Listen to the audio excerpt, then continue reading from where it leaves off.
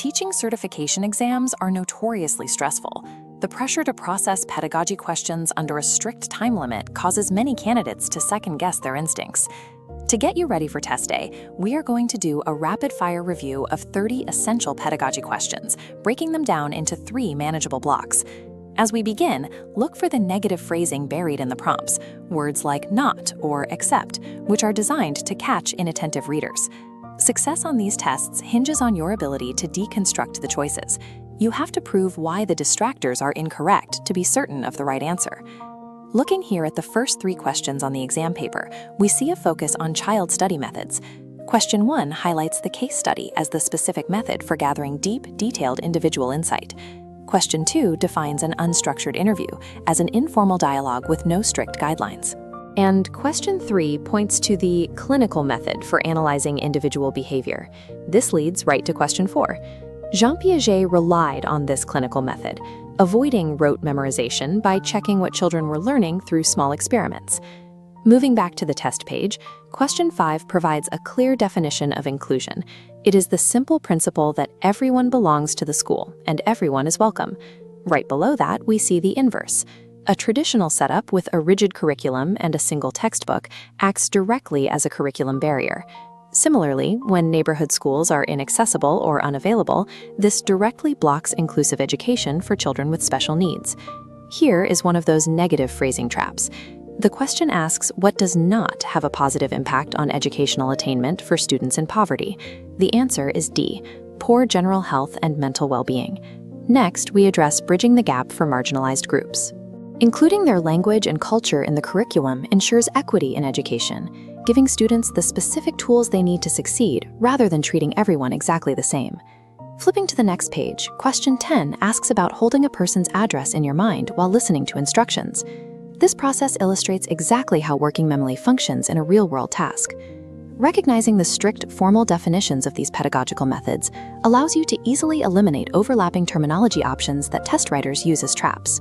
Let's look at question 11. Teachers Mohan and Farah are having their students use containers of different capacities and brainstorm waste disposal tasks. Because they are encouraging active exploration over passive listening, they are employing constructivism. If a teacher wants to find the exact cause of a student's poor grades, they need to use a diagnostic test, avoiding general achievement tests entirely. The live moment where a teacher perceives, diagnoses, and reacts to students in real time is defined as the interactive phase of teaching.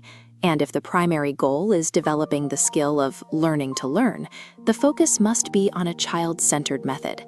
Questions 15, 16, and 18 tackle a crucial distinction in testing. This diagram breaks it down. Assessment of learning is summative, a mechanical evaluation pointing to an end goal grade. Assessment for learning is formative, creating a continuous feedback loop designed to foster student motivation. Returning to the exam paper, question 17 defines the tool used for those evaluations.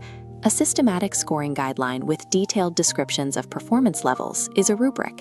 Before making that test, teachers use a blueprint. This is a 3-dimensional chart showing the exact weight given to objectives, content, and question formats. Modern pedagogy views assessments primarily as diagnostic tools to fuel student motivation and allow for course correction, rather than treating them as end-of-term punishments. Moving to the final set of questions, question 20 establishes that peers assume central importance during middle childhood. Question 21 then defines this change and stability in emotions, personality, and social relationships as psychosocial development. Here we see a foundational rule of psychology stated clearly. Growth and development in humans is a direct product of heredity and environment interacting together. Questions 24 and 25 bring us back to Jean Piaget. He termed the process of balancing assimilation and accommodation as equilibration. And when a child, like Ruma in question 25, begins organizing her answers logically, she has entered his concrete operational stage. Halting at question 26, according to Erikson's 8 psychosocial stages, the conflict of identity versus role confusion occurs specifically during adolescence. And in question 28, psychoanalytic theories focus gender role development entirely on identification. When it comes to learning science and mathematics, there is scientifically no difference in performance based on gender. Any perceived difference is the result of societal stereotyping. Question 30 reinforces this. The rigid assumption that mothers are the primary caregivers while fathers provide for the family is defined explicitly as a gender stereotype. Understanding human development requires recognizing this constant push and pull. A child is shaped simultaneously by internal biological maturation and the external societal narratives they experience. You just processed 30 high-value pedagogy concepts, which takes serious mental stamina.